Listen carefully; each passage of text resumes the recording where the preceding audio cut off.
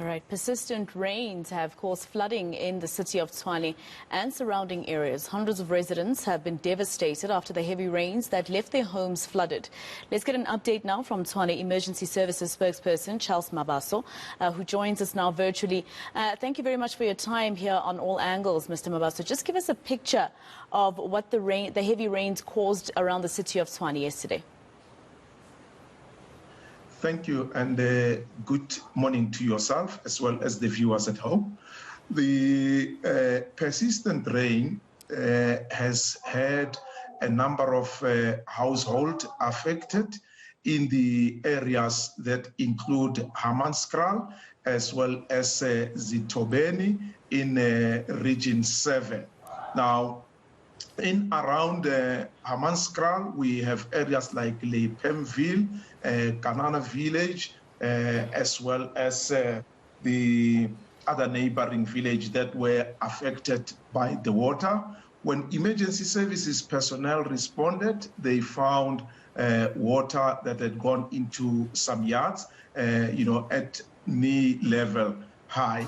And one family was relocated to Sebutuma Hall after their roof was blown off by the wind.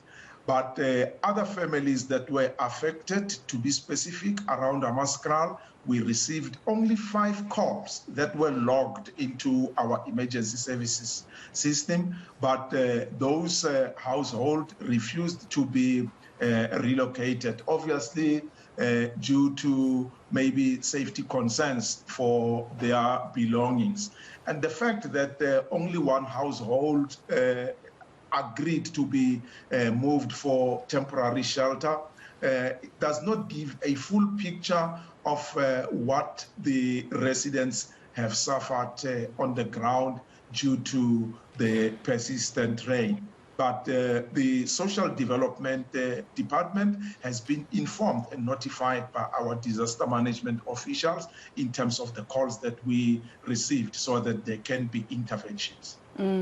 Of course, calling on social development to come assist. It's clear, and we've been told by Weather Service, that the rain will return during the month of December and January. So, of course, at the end of the day, it's either those families choose their belongings or their lives at this point. Yeah, that definitely, at some point, a decision has to be made.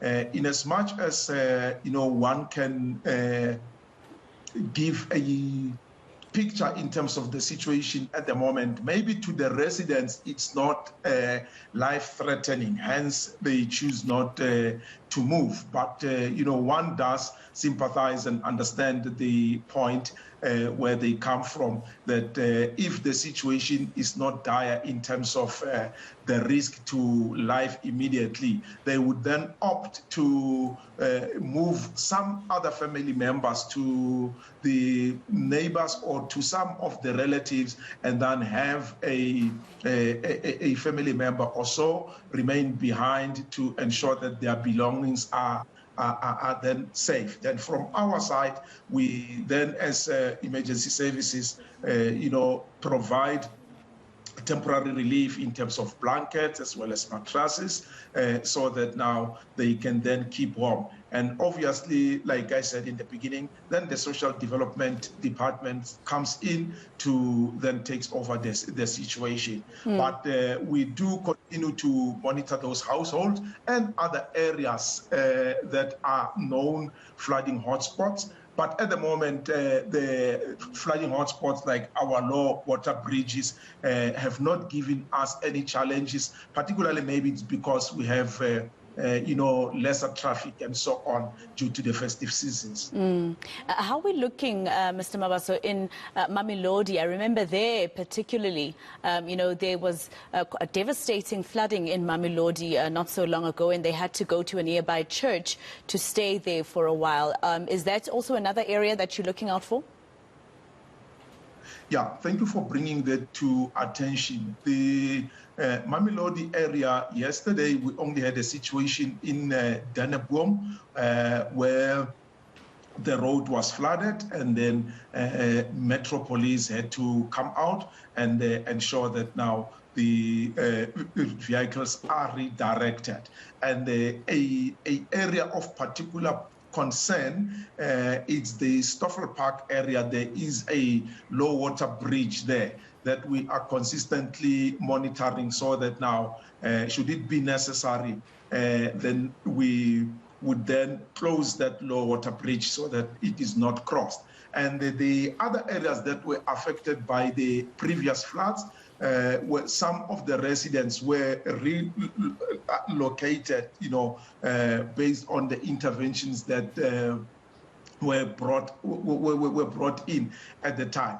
But time and again, you have people moving back in those particular areas where other people have been relocated, which is a challenge that other departments like our housing, as well as the enforcement department, the divisions, are always having a challenge in terms of managing that situation. But the situation as it is in Mamelodi at the moment, we have not received any calls for intervention in the past few days. And that does not mean we might not have incidents that are reported as the rain persists. Now, besides the churches that normally would open their doors for residents to stay in there, how much capacity does the city of Tshwane have to house people who might, have their homes flooded?